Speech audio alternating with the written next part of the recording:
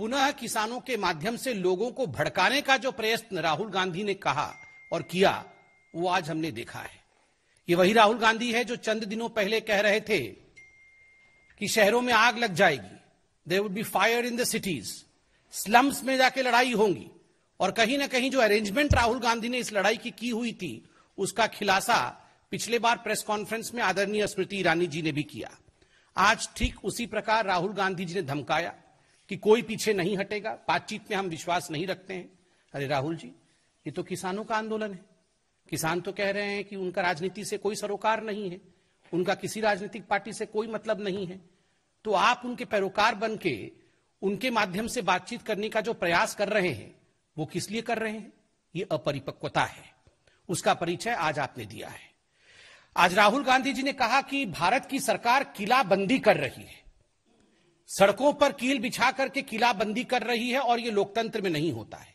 राहुल गांधी जी, याद करिए 26 जनवरी के दिन जो घटना हिंदुस्तान में घटा, पूरे विश्व ने देखा, हिंदुस्तान ने जिस प्रकार से उसको गलत बताया, और आप लोगों ने सवाल उठाया था कि आखिर दिल्ली की पुलिस रोकथाम क्यों नहीं कर रही थी, दिल्ली की पुलिस ने प्रिवेंटिव मेजर्स क्यों नहीं लिया, क्यों दिल्ली की पुलिस ने लाल किले तक तथाकथित जो लोग इस प्रकार से हिंसा फैलाने की कोशिश कर रहे थे, जो किसान नहीं थे, उन लोगों को क्यों लाल किले तक आने दिया दिल्ली पुलिस ने? यह सवाल राहुल गांधी का भी था, यह सवाल कांग्रेस पार्टी का भी था, और अन्य विपक्षी दलों का भी था।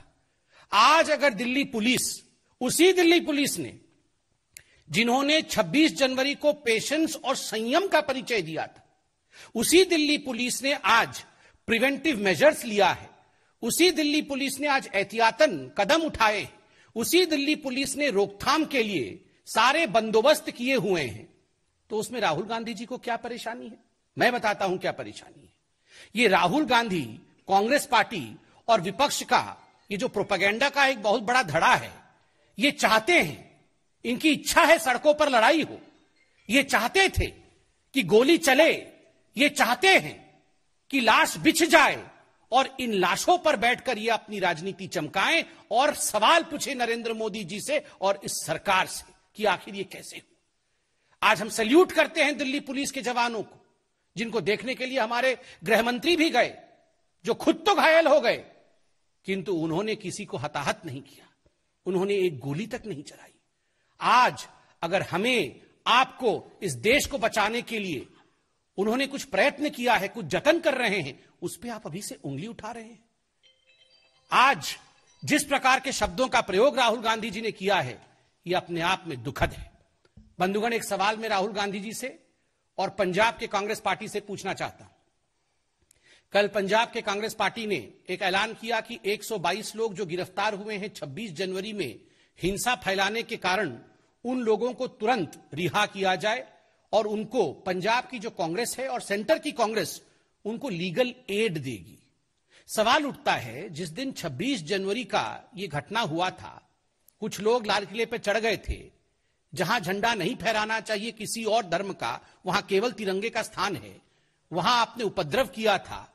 उसके बाद ये तमाम नेताओं ने, राहुल गांधी समेत तमाम जो कांग्रेस के नेता थे, उन्होंने कहा था कि ये भारतीय जनता पार्टी के कार्यकर्ता हैं, भारतीय जनता पार्टी ने अपने एजेंट्स और अपने लोगों को भेजा है हुड़दंग करने के लिए, यहां पर हिंसा फैलाने के लिए, ताकि किसानों का आंदोलन बदनाम हो जाए।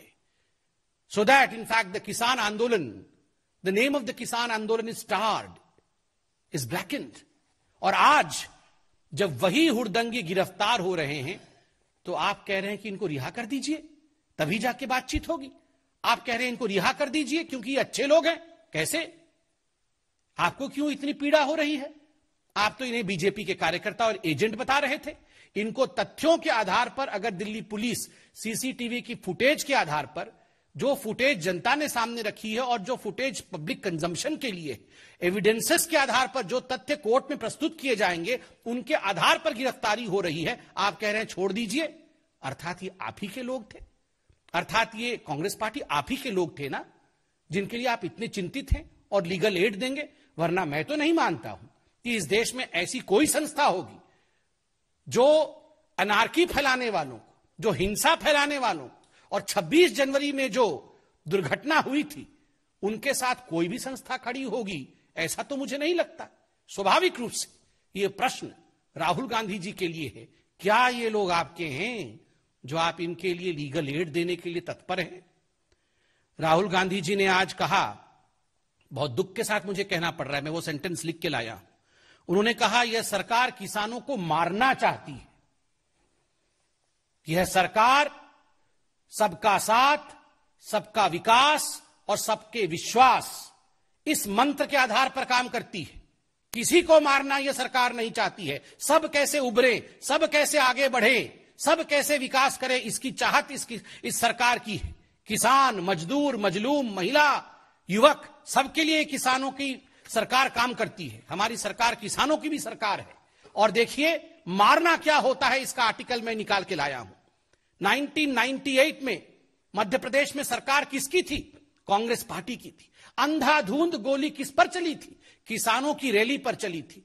कितने किसान मारे गए थे? 28 किसान जलियांवाले बाग की तरह वहां भून दिए गए थे।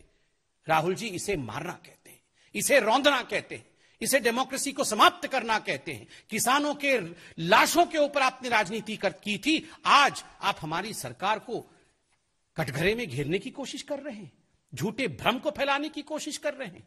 आप कह रहे हैं हम मारना चाहते हैं, यह निंदनीय है। राहुल जी, केवल आप नहीं, एक और है रिहाना, उन्होंने भी ट्वीट किया है। न राहुल को मालूम है कुछ कृषि के बारे में, न रिहाना को मालूम है कुछ कृषि के बारे में। पूछिए दोनों को, ये रबी क्रॉप क्या होता है, खरीफ क्रॉप क्या होता है, कुछ नहीं मालूम। न राहुल को मालूम, न रिहाना को मालूम, मगर दोनों की आदत एक है, दोनों ट्वीट कर रहे हैं।